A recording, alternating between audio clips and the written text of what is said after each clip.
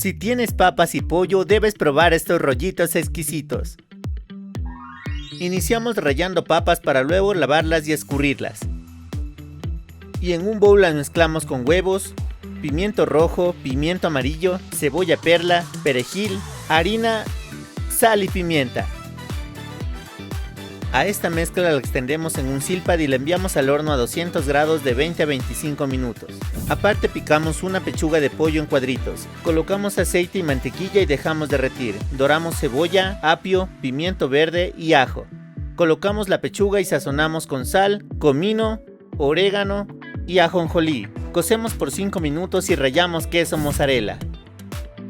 Nuestra papa ya salió del horno, la cortamos en porciones y empezamos a colocar el relleno. Doblamos con nuestras manos y colocamos una lámina de queso americano arriba y gratinamos por 5 minutos más a 200 grados centígrados. ¡Y buen provecho!